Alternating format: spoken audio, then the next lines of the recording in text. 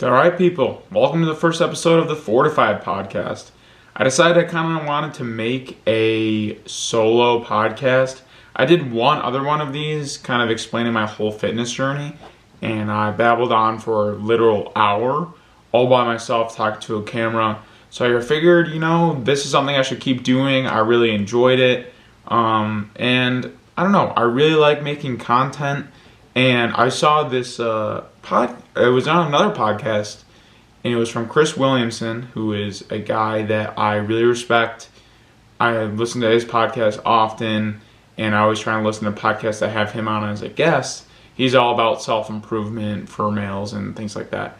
And he said, if there's something that you want that doesn't exist, you should probably make it. So that got me thinking, what do I want that doesn't exist?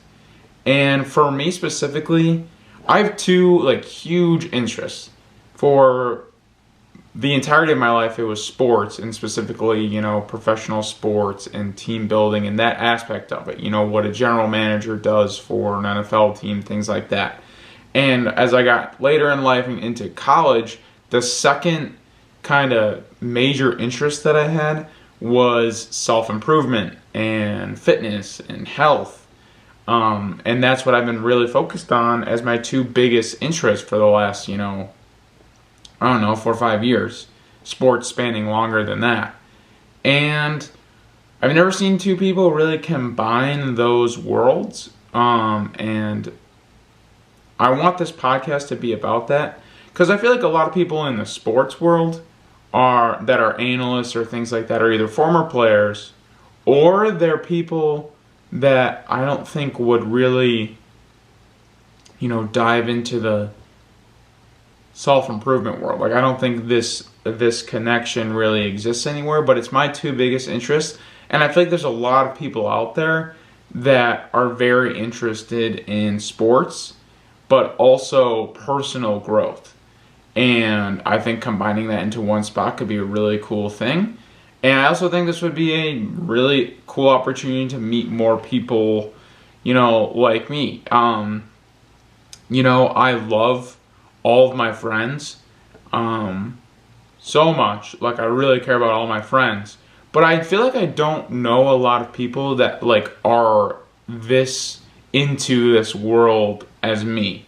A lot of my friends are really into sports, but they're not really into working out and, eating super clean and into the science behind dieting and all of that, which is completely fine. Everyone is, interested in their own things, and I would never, hate on someone for not being interested in the exact things I am. But it feels like I don't really have that same group of people around me that are interested exactly in the things I am to the depth that I am. It's like I said, it's either my friends are either really, really interested in sports or not really. Maybe those are the friends that are more into the gym and lifting and stuff. But I just feel like I don't know very many people that are this, deep into this stuff as me. So I wanted to make a podcast. I wanted to make content and channel my content around what I'm interested in. I do want to say, I think those are my two biggest interests, so those are going to be the two biggest revolving themes around this podcast. But I want to keep it to where I just want to talk about what I want to talk about. I think that's going to be the best way for this to be sustainable and also be the best product and be the most fun for me to consistently make. So, tomorrow if there's a political crisis that I want to talk about, then that's what I'm going to talk about. I think Chris Williamson also talks about this a lot. For anyone trying to make content, one of the first tips you get, if you look up the best way to blow up a social media account, is to niche down and find your niche, and so you can kind of dominate one area, and then once you're big enough there, then you can kind of sort of branch out. But I think that makes you very similar to a lot of people, and then it makes it virtually impossible to stand out. So I kind of agree with him when he says you have to become your own niche. You have to create content based on what you're interested in. And he always uses this example. He's like, maybe you're interested in sports, yoga, and 80s jazz, and then you make content about that, and there's going to be other people out there. That's the beauty of the internet, that are going to be interested in the same things as you. You just have to create that space for them to come into, and then you can meet more people like that. So that's what I'm going to do. I'm just going to talk about what I'm interested in, and because of what I'm interested in, it's mostly going to be about fitness and self-improvement, and then as well as some sports topics that, we'll see how I can weave it in. Like, I don't want to make it, I want to find the best way to, weave the two into each other, and instead of making it like, okay, we're going to do an hour podcast and 30 minutes is exactly fitness and self-improvement, and 30 minutes is exactly how is LeBron the GOAT. Like, I want to find a way to weave them together a little bit, but there will probably be some choppiness, especially in the beginning, so bear with me. So, the next thing I want to get into, so the biggest topic I want to get into today, that was the big whole introduction about what this podcast is going to be about. But what I want to get into today is life at 23 years old or directly out of college. I made a TikTok and Instagram reel about this the other day. It did pretty well. So I think people resonated with it. And I was kind of talking about how when you're 23, in my experience at least, every room I walk into, I either feel like I'm the oldest person there or the youngest person there. And I think how this kind of happens is when you graduate high school, you start to stop feeling like a kid. And then all of a sudden and you kind of get this feeling again once you graduate college, but then all of a sudden you're the oldest kid, so you don't really relate to the kid group, and you're the absolute youngest adult, so you don't really relate to the adult group. And the adult group is even wider, because it's 18 to 100. So there's an even wider and bigger group of people that you don't really relate to, but you're still in the same space. And then for the kids, it's a smaller amount. It's only, 0 to 18, but you can only really relate to the couple years that are close to you because, an 18 to 22-year-old isn't really going to relate to a 4-year-old. But anyway, so you're the oldest kid and you're the youngest adult, and this kind of puts you in this really weird spot because you don't really relate to a lot of people around you. And it was easier in college because in college, everyone around you was the same exact age. Everyone around you was within 3 or 4 years of your age. So it was a lot easier to, exist in society. But now, not only are you kind of not relating to as many not relating to as high of a percentage of people around you, you're also trying to figure out your entire life. For me personally, it's been kind of tough, I'm not going to lie. I went to college with the idea of trying to work in sports business. It was always my dream to be an NFL GM. So I got my business degree. I worked for Division I football. I went to the University of Wisconsin. I worked for a Division I football program for all 4 years. But at some point in there is when I found my passion for fitness. And then I got really interested in that. And I thought, I don't know if I want to go work for a big organization like that. I like the idea of being an entrepreneur, and I'd want to open my own gym one day, and I want to start my own online business in terms of fitness coaching because I went through a whole fitness journey of losing 75 pounds and gaining a lot from that. So I changed to that, and then I went through the fitness world and realized that wasn't really what I wanted either. And that's a tough thing to realize when you're, at that point I was, 6-7 months out of college. You're like, oh, well, I already changed what I wanted to do once, and I got to change it again. Like, what are people going to think? And it's been tough, I think a lot of other people go through this, and I think a lot of people also are so afraid of going through that change that they just stick to the thing that they realize they don't really like, and they just keep telling themselves that they have to do it, and then all of a sudden you're 75 years old and you're like, wow, and you have a lot of regrets. So I, switched twice, and now I'm kind of, as I've said, sports is that big passion of mine. I'm trying to go, I don't know if backwards is the right term. I don't think it is. It's kind of re-entering that sphere and that world that I wanted to go into originally, but with a new mindset.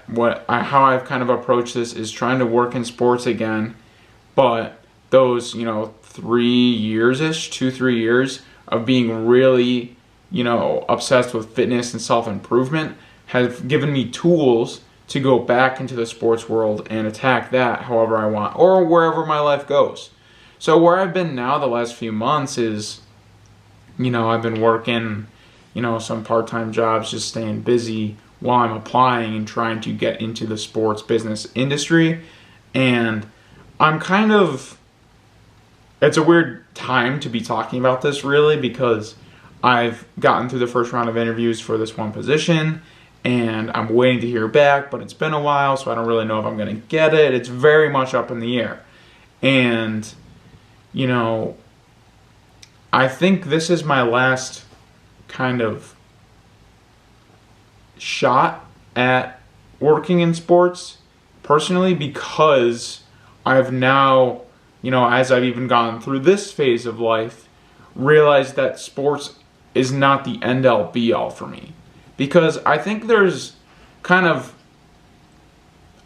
two optimal paths to do for your work in life. This is a big opinion that I have, but I think you either need to do something that you're really passionate about and that you enjoy going to do every single day, or you need to look at work as a means to an end, and something you enjoy doing, you don't hate waking up for every single day, but it's not so, and you make your money, you're able to pay rent, you're able to buy groceries, and it's a means to an end, and you use the job for the exchange and what you get from it.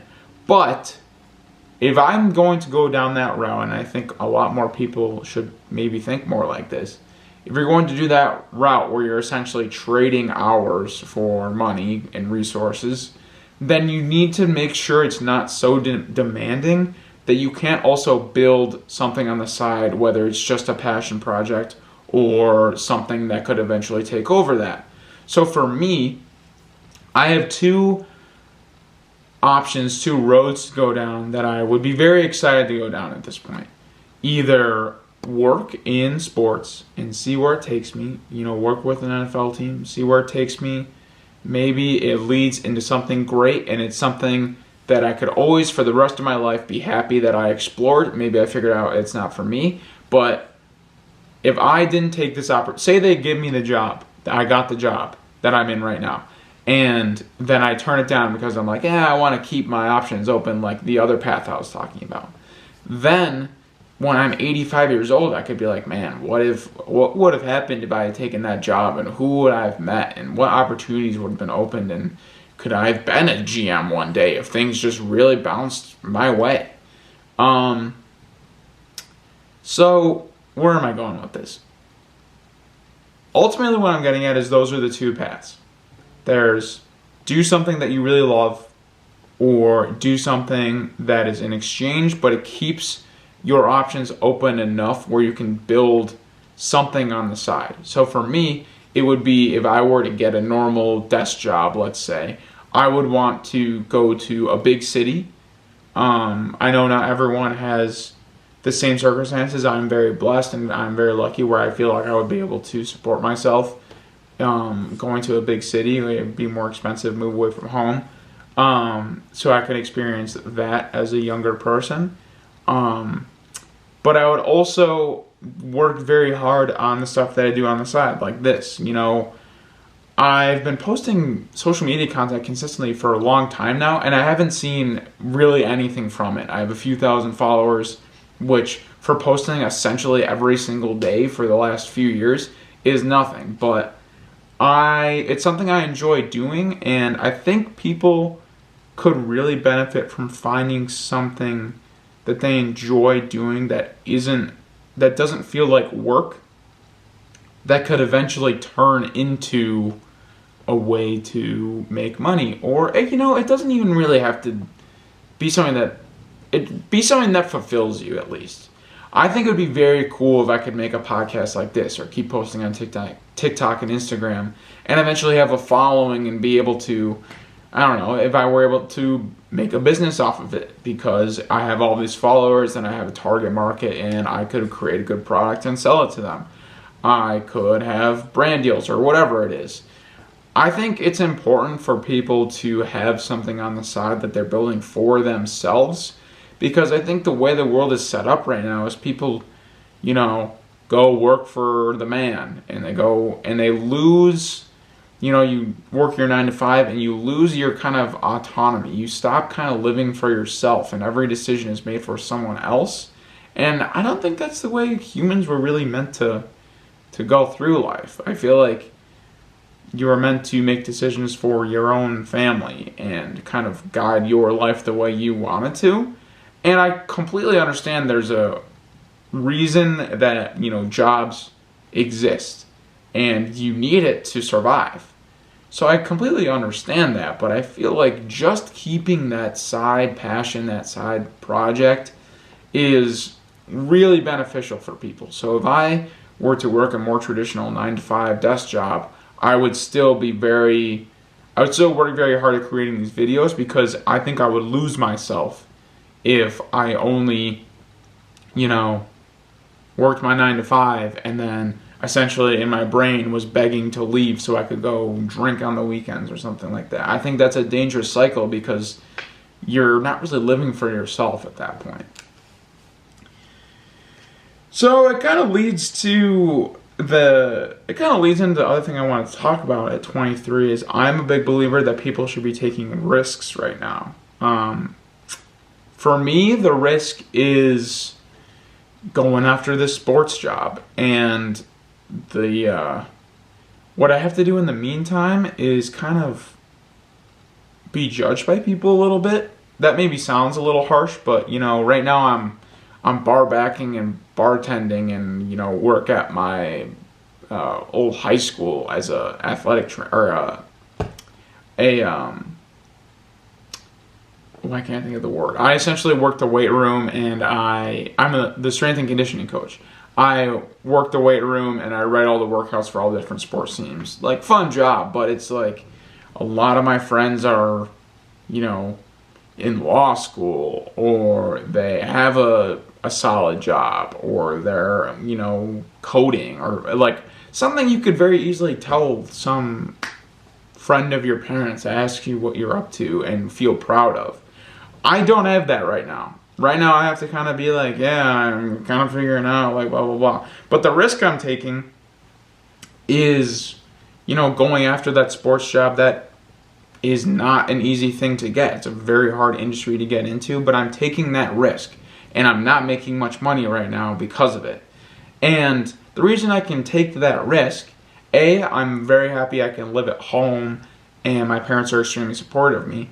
But I can take that risk on a broader scale because I don't have a wife, I don't have kids, I don't have a mortgage. And that's what life is like at 23. Like, you can take risk because you have nothing to lose. You're going to make a lot more money later in life anyway. And you're not maximizing financially right now. So this is the time for people to take risks. And I feel like too many people don't get enough out of life because they don't take any type of risk. They just do their 4-year college degree and they start a job that they don't really like, but it pays the bills, and then they just do that for 60 years. And, some people maybe enjoy living like that, but I think a lot of people that live that life get to 85 years old and have a lot of regrets and wish they did more, took more risks. Like, what could life have looked like? So that's my biggest message for people being 23 right now, is to take risks. The next thing I want to talk about life at 23 is your health.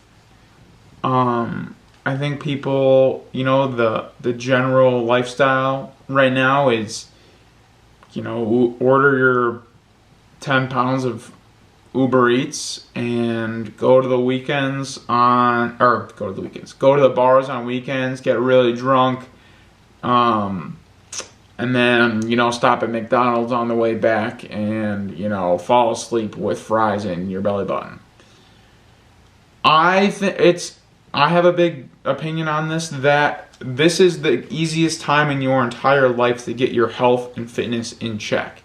And it's both a benefit to you now, but also a major benefit in the future. In the future, when you're 65, 70 years old, it's going to be really